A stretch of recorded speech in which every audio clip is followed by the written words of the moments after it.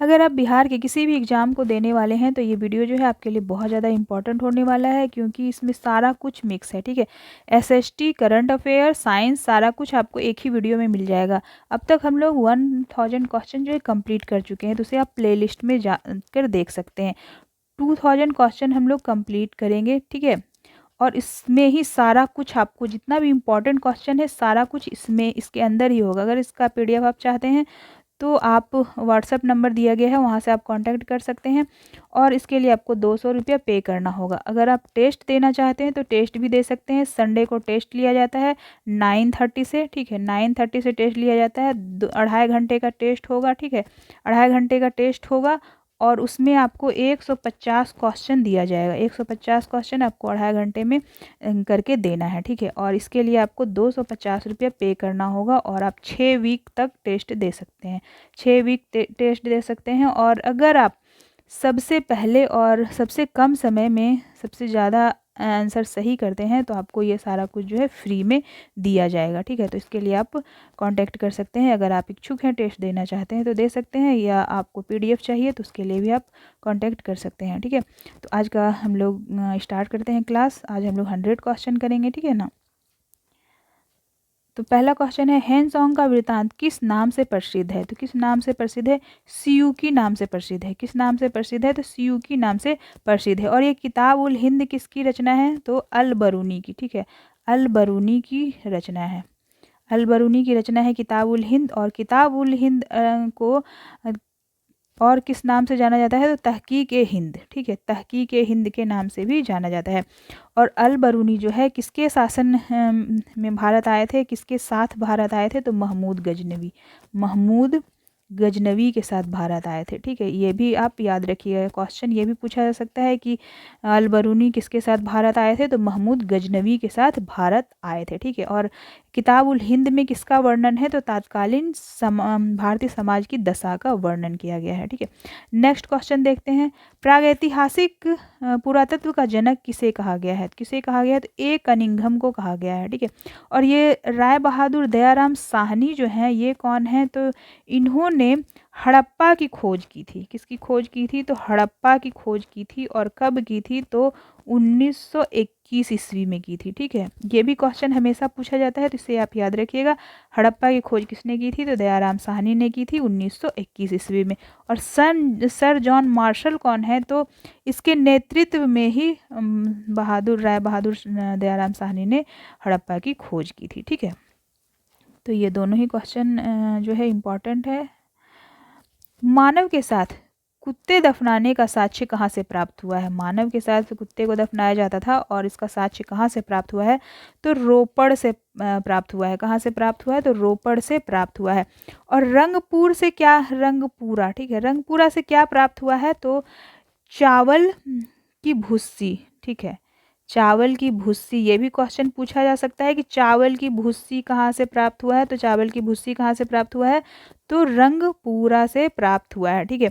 और ये रंगपूरा कहाँ है? तो गुजरात में है। ये भी क्वेश्चन कुछ भी पूछा जा सकता है, तो हमें जो है कंप्लीट तैयारी करनी है, ठीक है। तो आप इसे याद रखिएगा।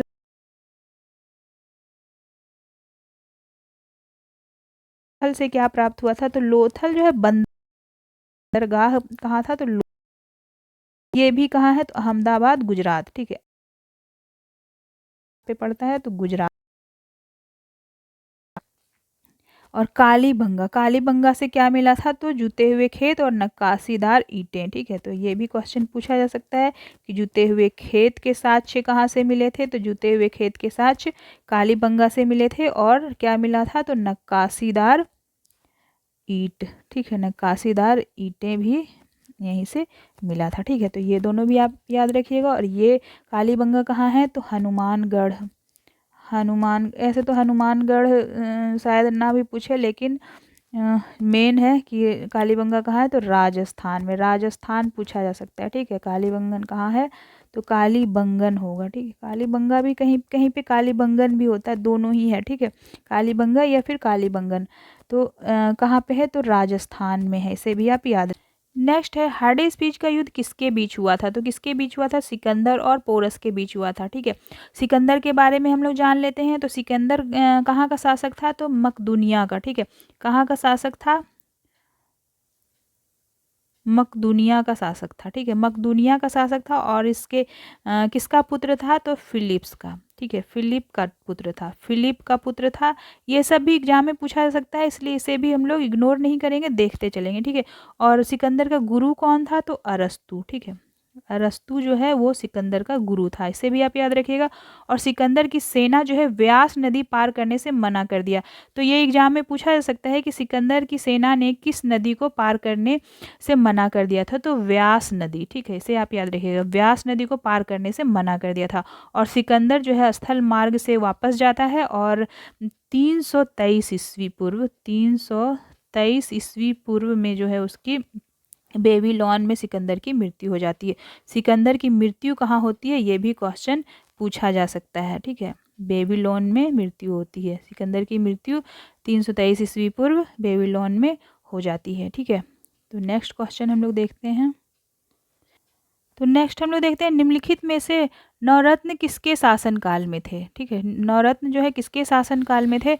तो अकबर के भी शासनकाल में थे। ठीक है, लेकिन अकबर का नाम इसमें नहीं दिया गया है, तो इसमें से कौन सा होगा? चंद्रगुप्त द्वितीय। चंद्रगुप्त द्वितीय के शासनकाल में थे। तो कौन कौन थे? कालिदास, धन्वंतरी, छपनक, अमर सिंह, शंकु, वेताल भट्ट, घटकपर, वराहमिहिर और वररुचि। ये 9 जो हैं इनके शासनकाल में थे। ठीक है, तो कालिदास और वराहमिहिर ये सब जो है ज़्यादा इम्पोर्टेंट है, तो इसे आप याद रखिएगा। ठीक है, नेक्स्ट है सती प्रथा का सर्वप्रथम प्रमाण किस अभिलेख से मिलता है? तो एरन अभिलेख से मिलता है। किस अभिलेख से मिलता है? तो एरन अभिलेख से मिलता है। ठीक है, और ये जो है भानुगुप्त का एरन अभिलेख है। किसका अभिलेख है? तो भानुगुप्त। ठीक है, इसे आप याद रखिएगा, एरन अभिलेख जो है वो भानुगुप्त का है। ठीक है, और मास्की और गुजरा अभिलेख में क्या है? तो अशोक का नाम मिलता है। ये दोनों अभिलेख में जो है अशोक का नाम अशोक मिलता है। ठीक है, तो इसे भी आप याद रखिएगा। नेक्स्ट है इस्लाम धर्म के संस्थापक कौन थे? कौन थे? तो हजरत मोहम्मद साहब। हजरत मोहम्मद साहब जो हैं वो इस्लाम धर्म के संस्थापक हैं। और मोहम्मद साहब का जन्म कब हुआ था? तो 570 ईस्वी। ये सब भी आप देखते चलेंगे, ताकि इससे भी अगर क्वेश्चन पूछा जाएगा तो हमें तो पता ही होगा। और उनका जन्म कहाँ हुआ था? तो मक्का में। ठीक है, कहाँ हुआ था? मक्का में हुआ था। और पिता का नाम क्या था? तो अब्दुल्ला। ये जो है उनके पिता का नाम अब्दुल्ला था। और माता का नाम क्या है? तो माता का नाम है अमीना। ठीक है, कुछ भी क्वेश्चन पूछा जा सकता है, तो आप इस आपकी तैयारी अच्छी होनी चाहिए। और ज्ञान की प्राप्ति कहाँ हुआ था? तो ज्ञान की प्राप्ति जो है 610 ईस्वी में कहाँ हुआ था? मक्का के पास हीरा नामक गुफा में। मक्का के पास था हीरा नामक गुफा में। ठीक है, तो ये भी क्वेश्चन पूछा जा सकता है कि उन्हें ज्ञान की प्राप्ति कहाँ हुआ था? तो मक्का के पास हीरा नामक गुफा में हुआ था। ठीक है, नेक्स्ट क्वेश्चन देखते हैं। भारत पर आक्रमण करने वाले विदेशी आक्रमणकारियों का क्रम क्या है? तो क्रम क्या है विदेशी आक्रमणकारियों का?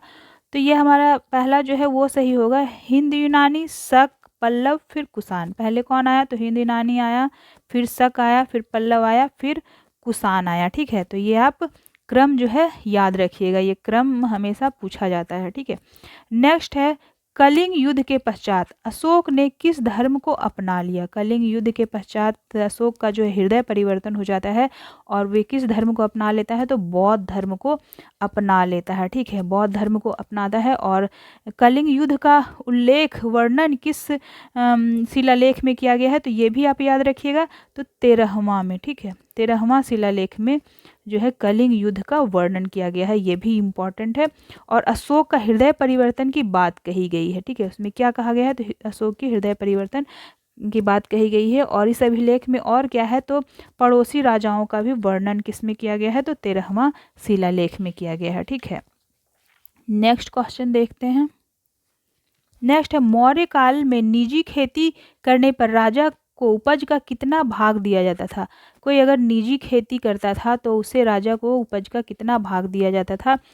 तो 1/6 भाग दिया जाता था। ठीक है, कितना दिया जाता था? तो 1/6 भाग दिया जाता था। और चोल काल में हम लोग पढ़े थे, तो चोल काल में क्या होता था? तो 1/3 भाग। ठीक है, 1/3। नेक्स्ट है अल बरूनी किसके दरबार में थे? तो अल बरूनी हम लोग ऊपर पढ़ चुके हैं। तो महमूद गजनवी, मोहम्मद गजनवी भी बहुत जगह पे होता है। ठीक है, तो महमूद गजनवी के दरबार में था। तो महमूद गजनवी के बारे में हम लोग थोड़ा बहुत जान लेते हैं, उससे बहुत क्वेश्चन पूछा जाता है। तो वो जो है गजनी के गद्दी पर कब बैठा था? गजनी के गद्दी पर कब बैठा था? तो 999, ठीक है, 999 ईस्वी में बैठा था।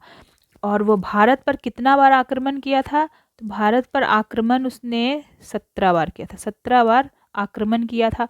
पहला आक्रमण कहाँ किया था? तो वैदिक के शासक जयपाल, जयपाल के विरुद्ध था। ठीक है, जयपाल के विरुद्ध किया था, जिसमें उसका विजय हो जाता है, वो जीत जाता है। उसके बाद 1025 में वे सोमनाथ मंदिर पर आक्रमण किया। सोमनाथ मंदिर पर आक्रमण कब किया था? तो 1025 में बहुत ज़्यादा वहाँ पे लूटपाट मचाया था। ठीक है, और अंतिम आक्रमण किसके खिलाफ होता है? तो सिंध और मुल्तान के तटवर्ती क्षेत्रों में जाटों के विरुद्ध होता है। ठीक है, जाटों के विरुद्ध जो है उसका अंतिम आक्रमण होता है। और उनके दरबार में कौन कौन था? तो पहला तो ये अलबरूनी था। ठीक है, अलबरूनी था, फिर फिरदौसी था, उतबी था, तथा फारसी जो थे वे लोग इसके दरबार में थे। ठीक है, नेक्स्ट है गज ए बाबरी नामक माप का प्रयोग किसने किया था? तो बाबरी यानी कि बाबर ने किया था। और मुगल वंश का संस्थापक कौन है? तो मुगल वंश का संस्थापक कौन है? तो ये हमेशा एग्जाम में बाबर से जो है बहुत ज़्यादा क्वेश्चन पूछा जाता है। मुगल वंश का संस्थापक जो है वो बाबर है। बाबर का 4 युद्ध प्रसिद्ध है। ठीक है, पहले तो इसको देख लेते हैं हम लोग, इसका जन्म कब हुआ था? तो 1883 ईस्वी में।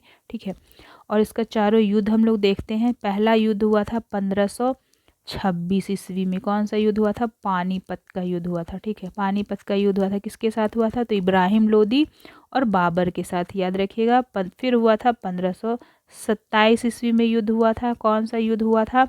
तो 1527 ईस्वी में खानवा का युद्ध हुआ था। ठीक है, खानवा का युद्ध हुआ था 1527 में, किसके साथ हुआ था? तो बाबर और राणा सांगा के साथ हुआ था। ये भी आप याद रखिएगा।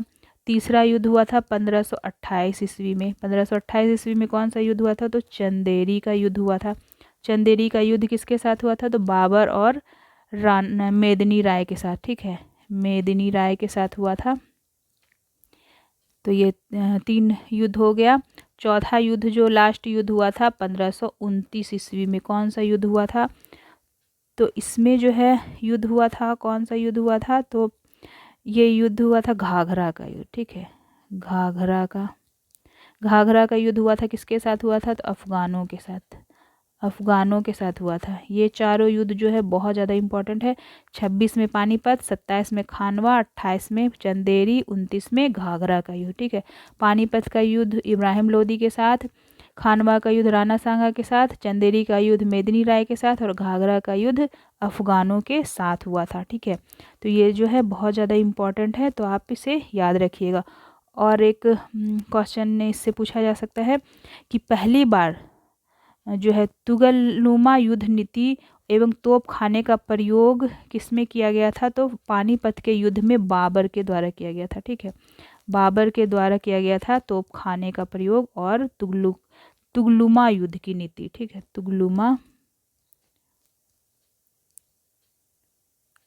तुगलुमा युद्ध की नीति जो है वो किया गया था। और उस्ताद अली एवं मुस्तफ़ा बाबर के 2 प्रसिद्ध तोपची थे। उस्ताद अली और मुस्तफ़ा। ठीक है, ये दोनों कौन थे? तो बाबर के जो है प्रसिद्ध तोपची थे, इसे भी आप याद रखिए। नेक्स्ट है मनसबदारी प्रथा का आरंभ किस शासक ने किया था? तो किसने किया था? अकबर ने किया था। ठीक है, अकबर किससे जो क्वेश्चन इंपॉर्टेंट बनता है उसको अभी हम लोग देख लेते हैं। तो 1542 में अकबर का जन्म होता है। कहाँ होता है? तो अमरकोट में। ठीक है, अमरकोट में होता है। और इसका राज्याभिषेक कब होता है? तो 1556 में, 1556 में होता है। और 1556 में ही जो है ये पानीपत का युद्ध, द्वितीय युद्ध जो होता है 1556 में ही होता है। और किसके बीच होता है? तो अकबर और हेमू के बीच होता है, ठीक है, अकबर और हेमू के बीच होता है पानीपत का द्वितीय युद्ध 1556 में। दूसरा इम्पॉर्टेंट युद्ध जो होता है वो कब होता है? 1576 ईस्वी में। कौन सा युद्ध होता है? तो हल्दी घाटी का। हल्दी घाटी का युद्ध याद रखिएगा। हल्दी घाटी का युद्ध कब होता है? तो 1576, यानी कि 20 साल का अंतर है दोनों में, इसे आप याद रखिएगा, ठीक है। हल्दी घाटी का युद्ध होता है और किसके साथ होता है? तो मेवाड़ का शासक है महाराणा प्रताप। महाराणा प्रताप के साथ होता है, ठीक है। महाराणा प्रताप और अकबर के बीच होता है। और दीन ए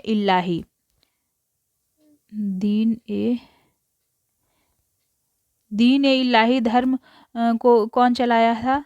दीन ए इलाही धर्म को किसने चलाया था? तो अकबर ने, ठीक है। अकबर चलाता है, दीन ए इलाही को चलाता है, तो इसे भी आप याद रखिएगा।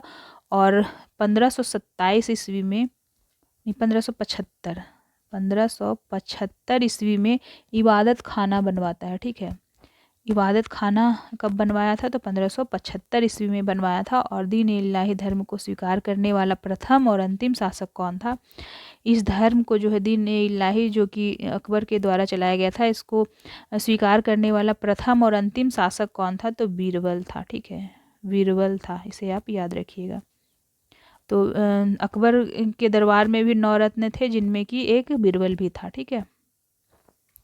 नेक्स्ट है प्रसिद्ध संगीतकार तानसेन किसके दरबार में था? तो तानसेन किसके दरबार में था? अकबर के दरबार में 9 रत्न थे। पहले हम आपको बता चुके हैं कि अकबर के दरबार में भी 9 रत्न थे और जो है चंद्रगुप्त द्वितीय के दरबार में भी 9 रत्न थे, ठीक है। तो अकबर के दरबार में तानसेन और बीरबल तो थे ही, और कौन थे? तो राजा मान सिंह, अब्दुल रहीम खान खाना, टोडरमल, हकीम खां, फैजी, मुल्ला दो प्याजा, बीरबल, तानसेन, अबुल फजल, ये 9 जो हैं अकबर के दरबार में थे, ठीक है। इसमें से कोई सा भी नाम दिया रहेगा तो आप इसे टिक कर सकते हो, इसे भी आप याद रखना, ठीक है। नेक्स्ट है जिंदा पीर किसे कहा गया है? तो जिंदा पीर किसे कहा गया? अकबर, चंद्रगुप्त, बिंदुसार, औरंगजेब। तो औरंगजेब को जिंदा पीर कहा गया है, ठीक है। और औरंगजेब का जन्म कब हुआ था? 1618 ईस्वी, इसे आप याद रखिएगा। कहाँ हुआ था? तो गुजरात के दोहात नामक स्थान में, गुजरात में हुआ था। अगर स्थान भी पूछा जा सकता है, दोहात, ठीक है, गुजरात के दोहात नामक स्थान में हुआ था। और 1658 ईस्वी में गद्दी पर बैठता है। गद्दी पर कब बैठता है? तो 1658 ईस्वी में गद्दी पर बैठता है। और इसका जो है 2 बार राज्याभिषेक होता है। कितनी बार राज्याभिषेक होता है? तो औरंगजेब का जो है 2 बार राज्याभिषेक होता है, ठीक है। औरंगजेब ने सिखों के किस गुरु की हत्या करवा दी थी? किस गुरु की हत्या करवा दी थी? तो गुरु तेग बहादुर की हत्या करवा दी थी, ठीक है। और तेग बहादुर जो है वे कितने नंबर के गुरु थे? तो 9वें गुरु थे, इसे आप याद रखिएगा। 9वें गुरु थे गुरु तेग बहादुर, ठीक है, जिसकी हत्या औरंगजेब ने करवा दी थी। नेक्स्ट क्वेश्चन देखते हैं। खालसा पंथ की स्थापना कौन सी गुरु करता है? तो गुरु गोविंद जो है खालसा पंथ की स्थापना करता है, ठीक है। और गुरु अंगद जो है वो गुरुमुखी लिपि के जनक हैं, ठीक है। गुरुमुखी लिपि के जनक कौन है? तो आप इसे याद रखिएगा, कौन है? तो गुरु अंगद, ठीक है, गुरुमुखी लिपि के जनक हैं गुरु अंगद। और गुरु अर्जुन जो है वे स्वर्ण मंदिर जो है उसका निर्माण किसने करवाया था? तो गुरु अर्जुन देव ने स्वर्ण मंदिर का निर्माण कराया था और आदि ग्रंथ का संकलन भी करवाया था, ठीक है। तो ये भी इम्पोर्टेंट है। नेक्स्ट है मध्यकाल में किस शासक के शासनकाल में बिहार का पूरा उत्तर भारत राजनीतिक प्रभाव पड़ा? मतलब पूरा भारत पर, ठीक है, पूरा उत्तर भारत पर राजनीतिक प्रभाव पड़ा है। किसके शासनकाल में? तो शेरशाह सूरी के शासनकाल में पड़ा है, ठीक है। नेक्स्ट क्वेश्चन देखते हैं। सही मिलान करें। तो ये जो है इसका सही मिलान कराना है। तो सही क्या होगा? यहाँ पे हम लोग देखते हैं। तो रामानुजाचार्य यानी कि विशिष्ट दैतावाद के प्रवर्तक हैं। माधवाचार्य दैतावाद, विष्णु स्वामी शुद्ध दैतावाद और निम्बाकाचार्य जो है दैत अदैतवाद, ठीक है। तो इसे आप याद रखिए, इससे क्वेश्चन जरूर पूछा जाता है। नेक्स्ट है कबीर किसके समकालीन थे? किसके समकालीन थे? सिकंदर लोदी के समकालीन थे। ठीक है, कबीर का जन्म कब हुआ था? तो 1440 ईस्वी में। इसे आप याद रखिएगा, 1440 ईस्वी में कहाँ हुआ था? तो वाराणसी में, वाराणसी में हुआ था। ठीक है, और उनका पालन पोषण किसने किया था? तो जुलाहा, नीरू और उसकी पत्नी नीमा ने, नीरू और नीमा ने इसका जो है पालन पोषण किया था। ठीक है, नीरू नीमा ने। और ये एकेश्वरवाद में आस्था रखते थे। किसमें आस्था रखते थे? तो एकेश्वरवाद में आस्था रखते थे। ठीक है, यानी कि ईश्वर जो है एक ही है, इसमें वे आस्था रखते थे और वे निरंकार ब्रह्म की उपासना को महत्व देते थे। किसको महत्व देते थे? तो निराकार ब्रह्म की उपासना को महत्व देते थे। ठीक है, तो इसे आप याद रखिएगा। अलीवर्दी खां की मृत्यु के पश्चात बंगाल का नवाब कौन बना? बंगाल का नवाब कौन बना? अलीवर्दी की जब मृत्यु हो जाती है तो बंगाल का नवाब सिराजुद्दौला बनता है। ठीक है, सिराजुद्दौला अलीवर्दी की मृत्यु के बाद बनता है। और कब बनता है? तो 1750 ईस्वी में। ठीक है, ईस्वी हमेशा याद रखिएगा, ईस्वी पूछा जाता है एग्जाम में। तो अलीवर्दी खां जो है 1752 ईस्वी में, 1732 ईस्वी में, 1700 इसमें तो 1750 में तो सिराजुद्दौला जो है शासक बनता है, नवाब बनता है। तो 1732 ईस्वी में बिहार का नायब नाजिम, और 1700 बिहार का नायब नाजिम कब बना था? तो 1732 ईस्वी में अलीवर्दी खां। ठीक है, ये आप याद रखिएगा। और जो है 1740 ईस्वी में बना था बंगाल का नवाब। ठीक है, 1740 ईस्वी में अलीवर्दी खां बना था। ठीक है, और प्लासी का युद्ध होता है, कब होता है? प्लासी का युद्ध होता है 1757 ईस्वी में, 1757 ईस्वी में होता है। और किसके बीच होता है? तो सिराजुद्दौला और ईस्ट इंडिया कंपनी के साथ। ठीक है, ईस्ट इंडिया कंपनी के साथ होता है युद्ध। कौन सा युद्ध होता है? तो प्लासी का युद्ध होता है। ठीक है, इसे आप याद रखिएगा। 1757 में ईस्ट इंडिया के साथ सिराजुद्दौला का युद्ध होता है। कौन सा युद्ध होता है? तो प्लासी का युद्ध होता है, और जिसमें कि अंग्रेज जीत जाता है और सिराजुद्दौला की हत्या कर देता है। ठीक है, तो इसे आप याद रखिएगा। नेक्स्ट है कश्मीर में हिंदू राज्य की स्थापना किसने की थी? कश्मीर में हिंदू राज्य की स्थापना किसने की थी? तो सुहादेव ने की थी। इसे याद रखिएगा। और 1739-40 में शाहमीर के द्वारा प्रथम मुस्लिम वंश की स्थापना किया गया था। ठीक है, हिंदू राज्य की स्थापना तो सुहादेव ने किया था, लेकिन मुस्लिम राज्य की स्थापना किसने किया था? तो शाहमीर। शाहमीर जो है इसने मुस्लिम वंश की स्थापना किया था। कब किया था? तो 1339-40 ईस्वी में। ठीक है, इसे भी आप याद रखिएगा। नेक्स्ट है महाभारत एवं रजत रंगिनी के अनुवाद फारसी भाषा में निम्नलिखित में से किसने किया था? तो किसने फारसी भाषा में अनुवाद किया था? तो जैन उल आबदीन ने किया था। ठीक है, जैन उल आबदीन ने किया था। किस भाषा में? तो फारसी भाषा में अनुवाद किया था। ठीक है, नेक्स्ट है किस गवर्नर जनरल ने भारत में सती प्रथा पर रोक लगाई थी? किस गवर्नर जनरल ने रोक लगाई थी? तो लॉर्ड विलियम बेंटिंक ने रोक लगाई थी। ठीक है, किसने लगाई थी? तो लॉर्ड विलियम बेंटिंक ने। और ये भारत का प्रथम गवर्नर जनरल था। ठीक है, प्रथम गवर्नर जनरल था, इसे भी आप याद रखिएगा। प्रथम गवर्नर जनरल कौन था? तो लॉर्ड विलियम बेंटिंक था। ठीक है, और इसके काल में अंग्रेजी शिक्षा का माध्यम बनाया गया था। अंग्रेजी शिक्षा का माध्यम किसके काल में बनाया गया था? तो लॉर्ड विलियम बेंटिंक के काल में बनाया गया था। 1835 ईस्वी में कलकत्ता मेडिकल कॉलेज की स्थापना भी किसने किया था? तो मेडिकल कॉलेज की स्थापना लॉर्ड विलियम बेंटिंक ने। ठीक है, तो ये सारा क्वेश्चन इंपॉर्टेंट है। जितना कुछ भी हम आपको ऊपर से बता रहे हैं वो भी इंपॉर्टेंट है, तो उसे भी आप याद करते चलना। ठीक है, नेक्स्ट है रामकृष्ण मिशन की स्थापना किसने की थी? रामकृष्ण मिशन की स्थापना स्वामी विवेकानंद ने की थी। ठीक है, स्वामी विवेकानंद जो है वो रामकृष्ण परमहंस के शिष्य थे। किसके शिष्य थे? तो रामकृष्ण परमहंस के। ठीक है,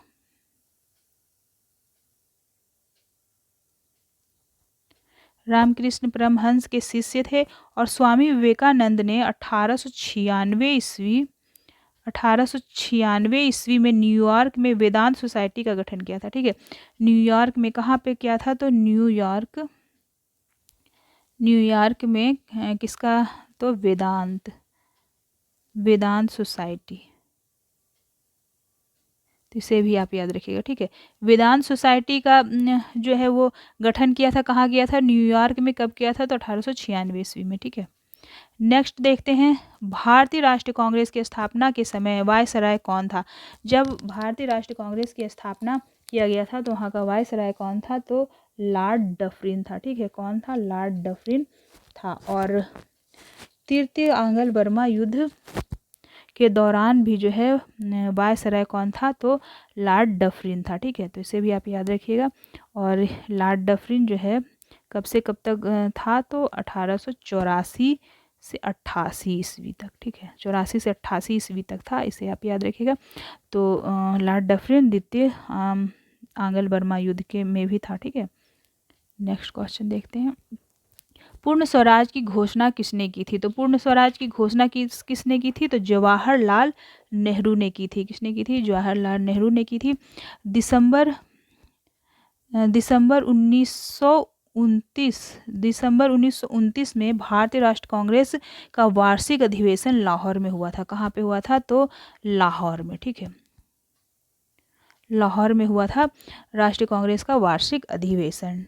और 26 जनवरी 1930 को पूरे देश में स्वतंत्रता दिवस के रूप में मनाने का निर्णय लिया गया था।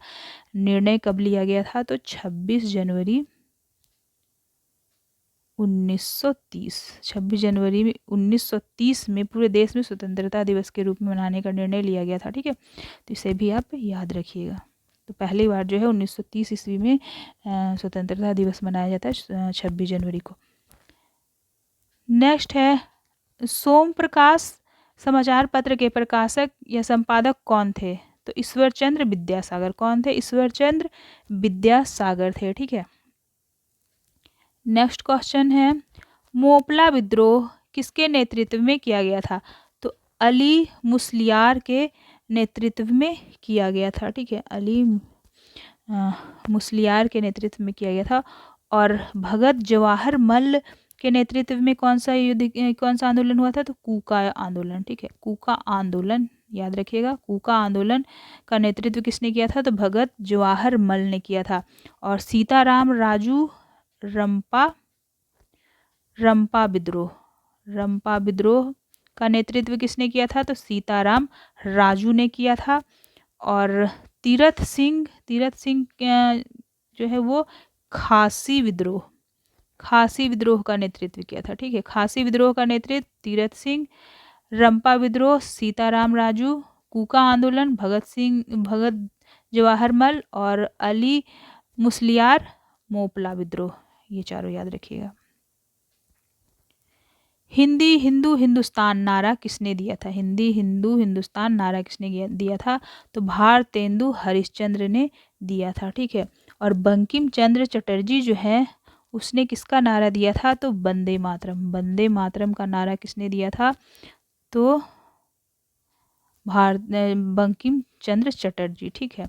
और महात्मा गांधी करो या मरो, ठीक है। करो या मरो का नारा किसने दिया था, तो महात्मा गांधी ने दिया था, ठीक है। और श्यामलाल गुप्ता जो है वो विजयी विश्व तिरंगा प्यारा का नारा दिया था, ठीक है।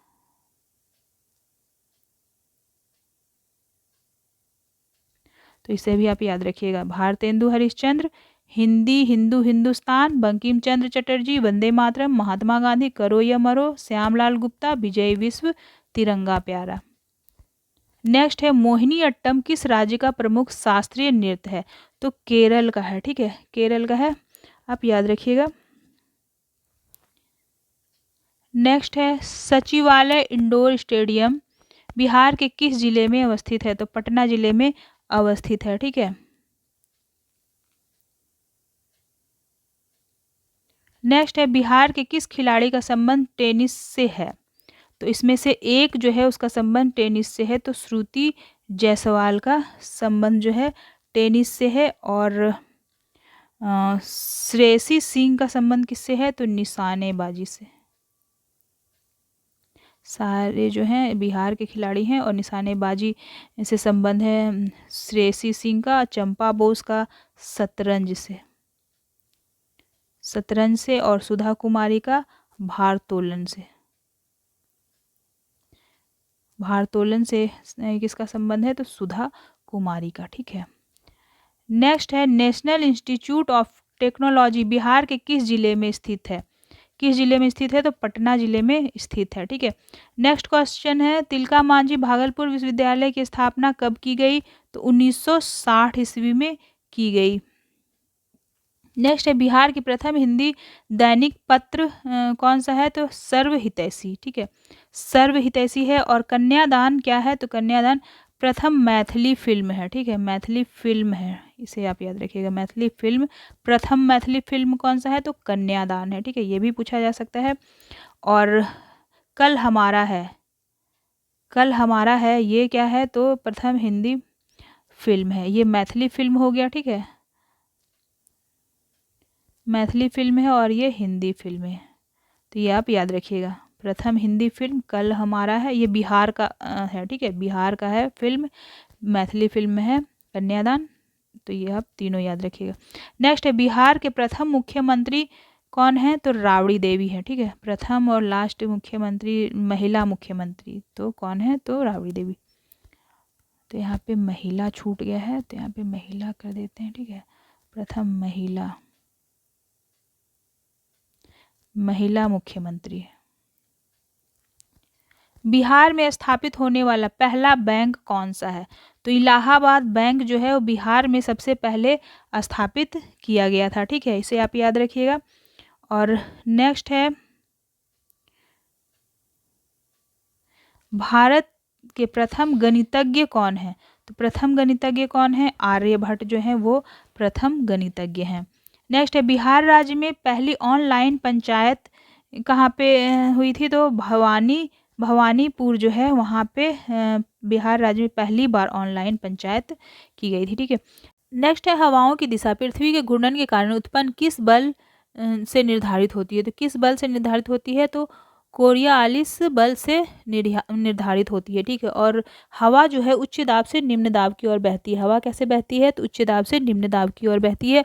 और विषुवत रेखा पर जो है चक्रवात उत्पन्न नहीं होने का कारण क्या है? तो कोरियालिस बल जो है इसी के वजह से विषुवत रेखा पर जो है चक्रवात उत्पन्न, उष्ण चक्रवात उत्पन्न नहीं होता है। ठीक है, उष्ण चक्रवात उत्पन्न नहीं होने का कारण है। ठीक है।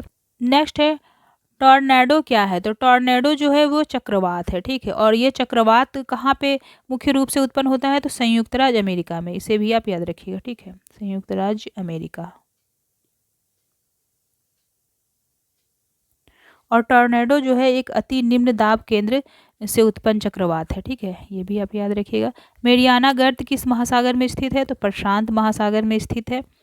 नेक्स्ट है एंजिल जलप्रपात किस देश में स्थित है? तो वेनेजुएला में स्थित है। ठीक है, एंजिल जलप्रपात, इसे भी आप याद रखिएगा। नेक्स्ट है कैस्पियन सागर झील कहाँ स्थित है? कैस्पियन सागर झील जो है पूर्वी यूरोपीय देश तथा ईरान में स्थित है। ठीक है।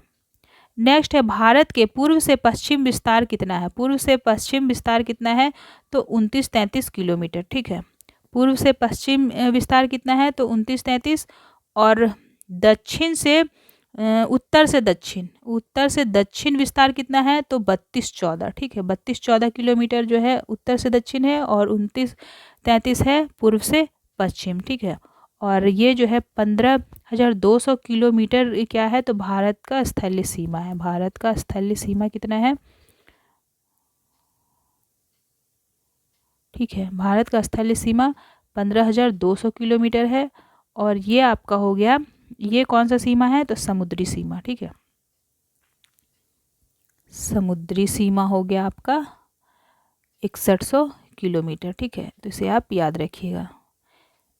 भारत के कितने राज्य चीन की सीमा पर स्थित है? तो 5 राज्य जो है चीन की सीमा पर स्थित है। कौन कौन सा स्थित है? तो जम्मू कश्मीर, जम्मू कश्मीर हो गया, और दूसरा हो गया सिक्किम, सिक्किम हो गया, और तीसरा क्या है? तो अरुणाचल प्रदेश, अरुणाचल प्रदेश। फिर हो गया चौथा हिमाचल प्रदेश, और पांचवा उत्तराखंड। तो ये पांचों जो है ये चीन की सीमा पर स्थित है। और इसे आप ऐसे भी याद कर सकते हैं, जम्मू का सिख, अरुण हिमाचल पर उतरा। ठीक है, जम्मू का सिख, इसे आसानी से याद कर सकते हैं, जम्मू का सिख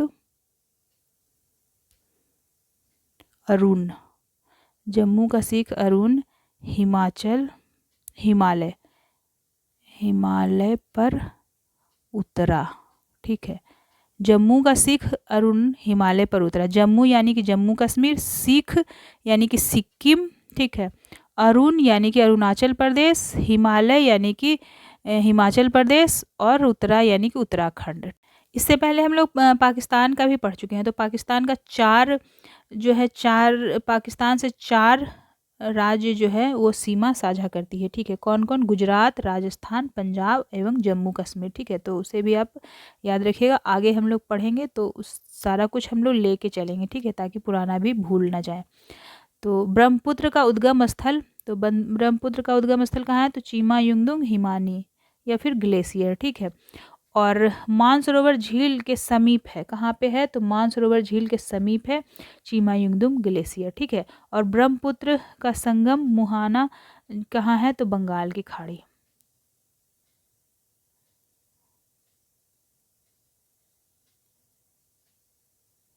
बंगाल की खाड़ी जो है इसका संगम स्थल है। ठीक है, ब्रह्मपुत्र का। ठीक है, और इसकी लंबाई कितनी है? तो लंबाई है 2900 किलोमीटर। आप इसे याद रखिएगा। नेक्स्ट है, डल झील किस राज्य में स्थित है? डल झील जो है वो जम्मू कश्मीर में स्थित है। ठीक है, जम्मू कश्मीर में है डल झील। नेक्स्ट है, पंजाब एवं हरियाणा के अत्यधिक सिंचाई वाले क्षेत्र में सर्वाधिक कौन सी मृदा पाई जाती है? कौन सी मृदा पाई जाती है? तो पाई जाती है लवणीय मृदा। ठीक है, कौन सी मृदा पाई जाती है? लवणीय मृदा पाई जाती है। ठीक है, नेक्स्ट है, भारतीय अर्थव्यवस्था के विभिन्न पदाधिकारियों को प्राप्त होने वाले वेतन, भत्ते और पेंशन आदि का उल्लेख किस अनुसूची में किया गया है? तो द्वितीय अनुसूची में किया गया है। ठीक है, द्वितीय अनुसूची में भारतीय राज्य व्यवस्था के जो विभिन्न पदाधिकारी होते हैं उनका वेतन, भत्ता और पेंशन का उल्लेख किया गया है। ठीक है, और प्रथम अनुसूची में क्या है? तो इसे भी हम लोग देख लेते हैं। प्रथम अनुसूची में है राज्यों तथा केंद्र प्रदेशों का उल्लेख। प्रथम अनुसूची में क्या है? राज्यों तथा केंद्र शासित प्रदेशों का उल्लेख है। और द्वितीय अनुसूची में तो हम लोग देख ही लिए कि द्वितीय अनुसूची में क्या है? तो वेतन, भत्ते और पेंशन। और तीसरा अनुसूची में क्या दिया गया है? तो तीसरा अनुसूची में है विभिन्न पदाधिकारी जो हैं उनका पद ग्रहण में जो शपथ लेते हैं ना, शपथ का उल्लेख है। ठीक है, शपथ का उल्लेख किस में किया गया है? तो तृतीय अनुसूची में। ठीक है, और चौथी अनुसूची में क्या है? तो चौथी अनुसूची में है विभिन्न राज्यों तथा संघीय क्षेत्रों का राज्यसभा के प्रतिनिधित्व का विवरण दिया गया है चौथी अनुसूची में। तो ये सब भी आप याद रखिएगा। नेक्स्ट है, संविधान के किस अनुच्छेद में इंडिया जो कि भारत है राज्यों का संघ होगा? इंडिया जो कि भारत है राज्यों का संघ होगा कहा गया है? तो संविधान के किस अनुच्छेद में कहा गया है? तो अनुच्छेद 1 में कहा गया है। ठीक है, अनुच्छेद 1 में कहा गया है कि इंडिया जो कि भारत है राज्यों का संघ होगा। ठीक है, और अनुच्छेद 3 में क्या कहा गया है? तो अनुच्छेद 3 में नए राज्यों के निर्माण के विषय में व्याख्या किया गया है। ठीक है, नए राज्यों का निर्माण के विषय में व्याख्या किसमें किया गया है? तो अनुच्छेद 3 में किया गया है। और अनुच्छेद 14 में क्या है? तो धर्म, जाति, लिंग या जन्म स्थान के आधार पर राज्य द्वारा भेदभाव पर निषेध। जैसे कि राज्य में अगर भेदभाव होता है धर्म, जाति, लिंग या जन्म स्थान को लेकर के, तो उसका निषेध के बारे में दिया गया है। ठीक है, और मौलिक अधिकारों की व्याख्या किसमें किया गया है? तो अनुच्छेद 12 में। ठीक है, तो इसे भी आप याद रखिएगा। नेक्स्ट है, राष्ट्रपति चुनाव के विषय में यदि विवाद उत्पन्न होता है तो इस मामले में हस्तक्षेप करने का अधिकार किसे प्राप्त है? तो किसे प्राप्त है? तो सर्वोच्च न्यायालय को प्राप्त है। ठीक है, सर्वोच्च न्यायालय को प्राप्त है, इसे आप याद रखिएगा। नेक्स्ट है, बाहरी आक्रामकता की स्थिति में पहली आपातकालीन की घोषणा कब की गई? बाहरी आक्रामकता, ठीक है।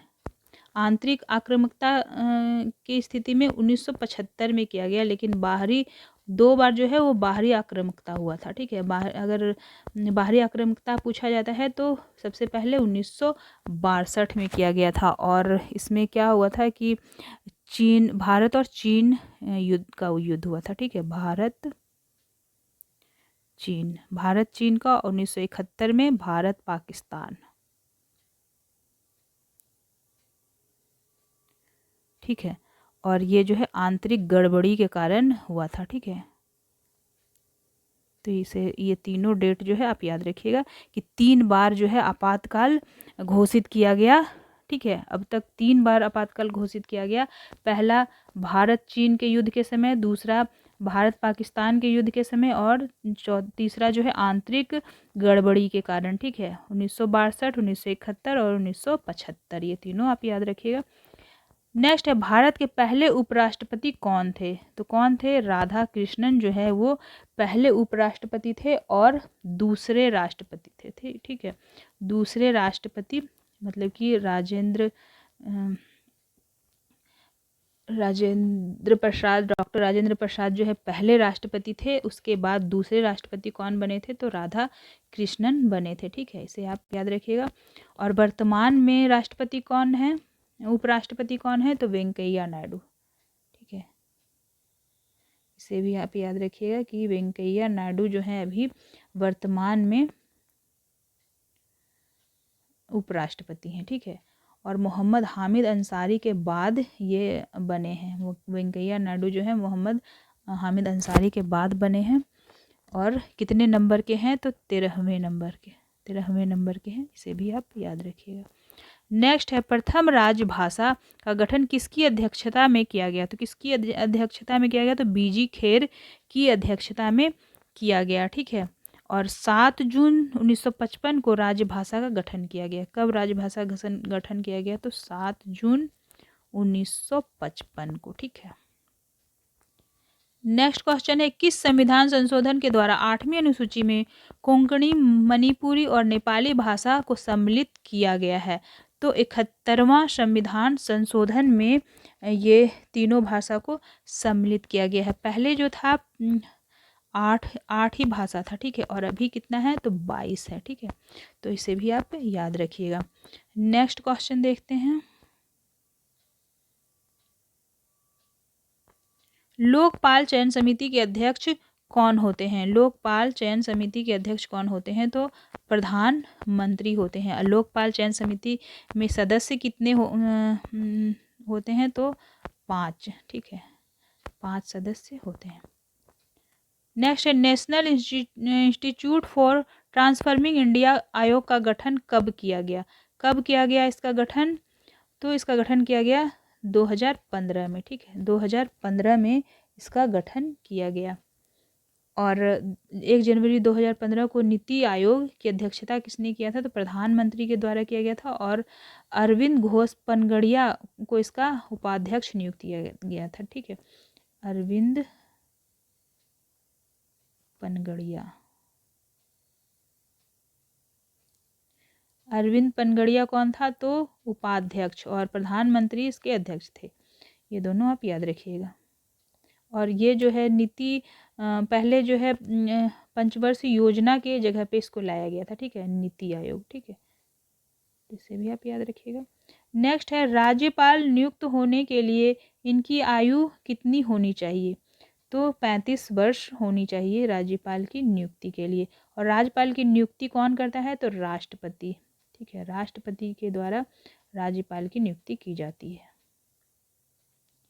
नेक्स्ट है, पहली पंचवर्षीय योजना की अवधि क्या थी?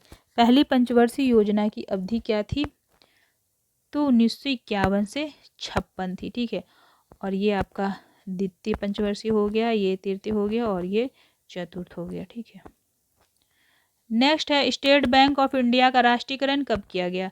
तो 1 जुलाई 1955 को स्टेट बैंक ऑफ इंडिया का राष्ट्रीयकरण किया गया, ठीक है। और राष्ट्रीयकरण के समय इसके कितने सहयोगी बैंक थे? तो 8 8 सहयोगी बैंकों का राष्ट्रीयकरण किया गया था, ठीक है, इसके साथ साथ।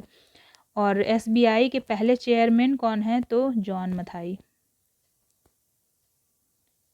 पहले चेयरमैन कौन है? जॉन मथाई जो है वो पहले चेयरमैन है, ठीक है। जिस पर सार्वजनिक एवं निजी बैंक अल्प अवधि के लिए भारतीय रिजर्व बैंक से उधार लेते हैं उस दर को क्या कहा जाता है? उस दर को रेपो दर कहा जाता है, ठीक है। उस दर को क्या कहा जाता है? तो रेपो दर कहा जाता है। नेक्स्ट है बीमा कंपनियों का सर्वप्रथम राष्ट्रीयकरण कब किया गया? बीमा कंपनियों का सर्वप्रथम राष्ट्रीयकरण कब किया गया? तो 1 सितंबर 1956 को किया गया। कब किया गया? 1 सितंबर 1956 को। नई औद्योगिक नीति कब लागू किया गया? तो 24 जुलाई 1991 को लागू किया गया। नेक्स्ट, बंदूक की गोली में शीशे में गोल छेद हो जाता है। बंदूक की गोली जब लगती है शीशे में तो छेद कैसा होता है? गोल होता है, ठीक है। और जबकि पत्थर मारने से शीशा टूट जाता है, टूट कर बिखर जाता है, ठीक है। गोली जब लगता है तो गोल छेद होता है, लेकिन पत्थर मारने से शीशा टूट कर बिखर जाता है। न्यूटन की गति के किस नियम पर आधारित है? किस नियम पर यह आधारित है?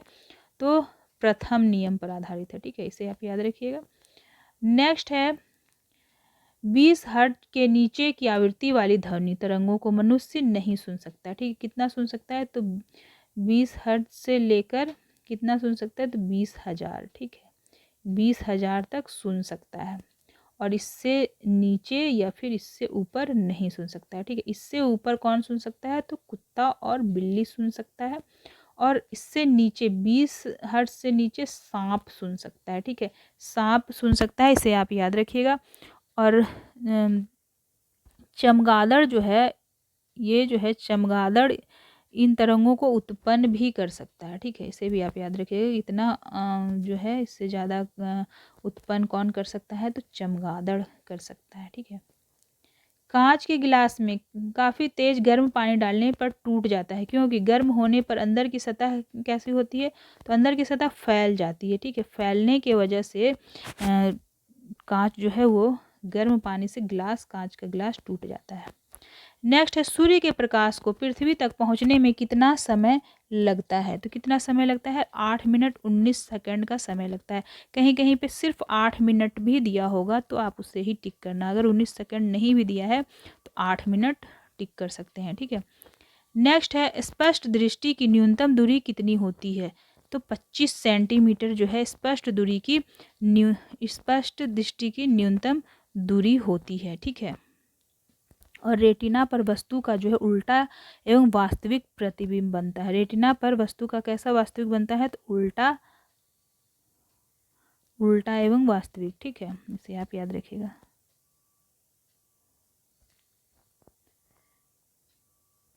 नेक्स्ट है साइकिल की खोज किसने की थी? साइकिल की खोज किसने की थी? तो मैकमिलन ने की थी, ठीक है, मैकमिलन ने साइकिल की खोज की थी।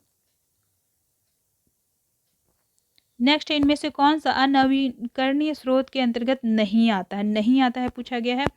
तो कोयला आता है, पेट्रोलियम आता है, खनिज आता है, सूर्य का प्रकाश जो है वो नहीं आता है, ठीक। नेक्स्ट है प्रकाशित उपकरण, लेंस, बल्ब आदि का निर्माण किस कांच के प्रयोग से किया जाता है? तो फ्लिंट कांच के प्रयोग से किया जाता है, ठीक है। नेक्स्ट है प्याज व लहसुन का गंध का कारण क्या होता है? प्याज और लहसुन में जो गंध आता है उसका कारण क्या होता है? तो उसका कारण जो होता है सल्फर होता है, ठीक है, सल्फर के कारण गंध आता है। नेक्स्ट है जल की अस्थायी कठोरता को दूर करने के लिए इसमें क्या मिलाया जाता है? क्या मिलाया जाता है? तो इसमें मिलाया जाता है सोडियम कार्बोनेट मिलाया जाता है, ठीक है। जल जिसमें कि कैल्शियम व मैग्नीशियम के कार्बोनेट घुले होते हैं, ठीक है। और अस्थायी कठोर जल कहलाता है जिसमें कि जिस जल में क्या होता है? कैल्शियम, मैग्नीशियम और कार्बोनेट घुले होते हैं वो अस्थायी और कठोर जल कहलाता है। और सोडियम कार्बोनेट को हम लोग किससे ये करते हैं? तो Na2CO3, ठीक है, ये इसका सूत्र है। प्राथमिक रंग के अंतर्गत कौन सा रंग आता है? प्राथमिक रंग के अंतर्गत कौन कौन सा रंग आता है? कौन सा रंग नहीं आता है पूछा गया है, ठीक है। तो लाल आता है, हरा आता है, नीला आता है, पीला रंग नहीं आता है। तो प्राथमिक रंग क्या होता है कि प्राथमिक रंग जो है वो इसमें किसी भी रंग को नहीं मिलाया जाता, ठीक है, तो प्राथमिक रंग होता है। और दूसरा जो है वो रंग होता है, द्वितीयक रंग कौन होता है, तो जिसमें कि दो रंगों को मिलाकर बनाया जाता है, ठीक है। द्वितीयक रंग कौन कौन सा है, तो पीला हो गया, फिर मैजेंटा हो गया, मैजेंटा हो गया, पीकॉक नीला, पीकॉक नीला, ये सब को जो है दो रंगों को मिला के बनाया जाता है, बनाया जा सकता है, ठीक है। लाल और नीला को अगर हम लोग मिला दें, लाल प्लस नीला, तो कौन सा रंग बनेगा, मैजेंटा बनेगा, ठीक है, मैजेंटा बनेगा। और हरा और नीला को मिला दिया जाए तो हरा और नीला को, तो कौन सा रंग बनेगा, तो पीकॉक नीला, पीकॉक नीला बनेगा। और लाल हरा को मिला दिया जाए तो लाल हरा मिलता है तो कौन सा रंग बनता है, पीला, ठीक है।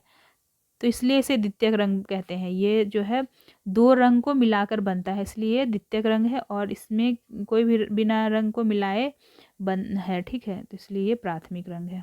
तो ये दोनों आप याद रखिएगा।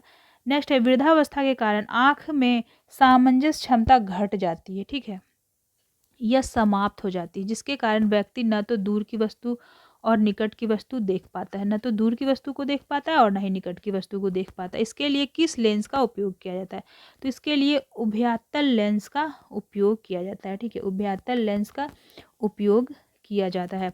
और अवतल लेंस का उपयोग निकट दृष्टि दोष के लिए किया जाता है, ठीक है, निकट, तो इसे आप याद रखिएगा, निकट दृष्टि दोष के लिए अवतल लेंस, और दूर दृष्टि के लिए कौन सा लेंस, तो उत्तल लेंस। और ये अभ्यातल लेंस क्या हो गया, जरा दृष्टि, जरा दृष्टि दोष, ठीक है, जरा दृष्टि दोष, जो कि वृद्धावस्था के कारण आँखों में जो सामंजस्य क्षमता घट जाती है, क्या हो जाता है, जरा दृष्टि दोष होता है, ठीक है।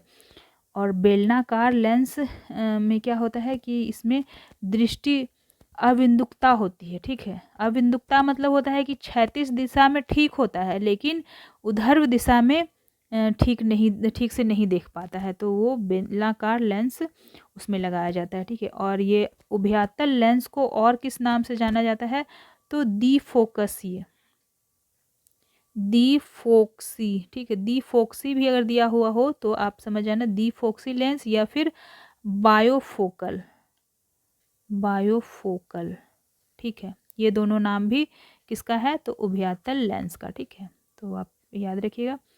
नेक्स्ट है प्राकृतिक गैस एलपीजी कहाँ से प्राप्त होती है, तो कहाँ से प्राप्त होती है, पेट्रोलियम कुआं से निकलती है, गीले गोबर सड़ने पर, लाल तप्त कोक पर प्रवाहित करके बनाई जाती है, कोयले के भंजक आसवन से, तो किससे निकलता है, पेट्रोलियम कुआं से निकलता है, ठीक है, एलपीजी गैस वहाँ से प्राप्त होता है।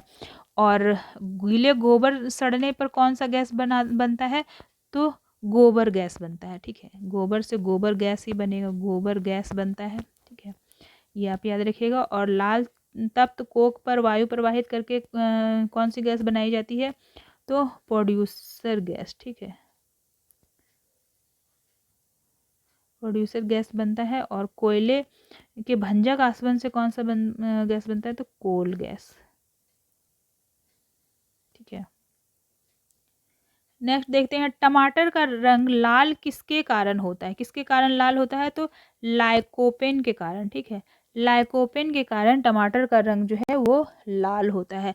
और कैरोटीन के कारण गाजर में कलर होता है, ठीक, गाजर का कलर कैरोटीन के वजह से होता है, गाजर जबकि 2-3 कलर का होता है और सभी का कलर किसके वजह से होता है, तो कैरोटीन के कलर, कैरोटीन की वजह से होता है।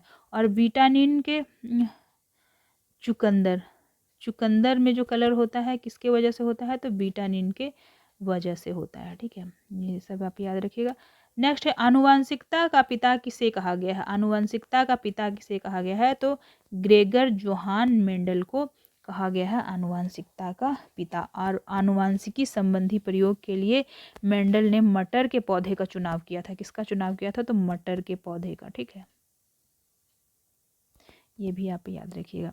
नेक्स्ट है वनस्पति विज्ञान का जनक किसे कहा गया है? वनस्पति विज्ञान का जनक थियोफ्रेस्टस को कहा गया है। ठीक है। नेक्स्ट क्वेश्चन है मानव शरीर में रक्त की मात्रा शरीर के भार का लगभग कितना प्रतिशत होता है?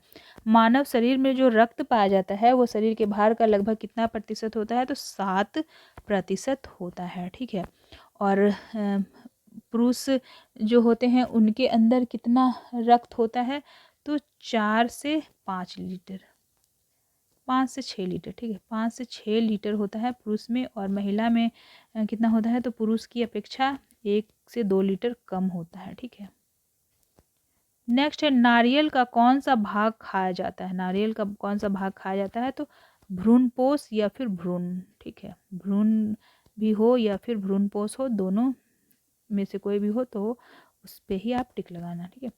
अमाशय में भोजन लगभग कितने घंटे तक रहता है? तो 4 घंटे तक अमाशय में भोजन रहता है। शरीर की सबसे बड़ी हड्डी कहाँ होती है? तो जांघ में सबसे बड़ी हड्डी होती है। ठीक है। और सबसे छोटी हड्डी कहाँ होती है? तो कान की हड्डी। कान की हड्डी जो होती है ना वो सबसे छोटी होती है, और कान की हड्डी को क्या कहते हैं? तो स्टेप्स, स्टेप्स कहते हैं। और सबसे बड़ी हड्डी जो जांघ की हड्डी होती है उसे क्या कहते हैं? तो फीमर, फीमर कहते हैं। ठीक है, इसे भी आप याद रखिएगा।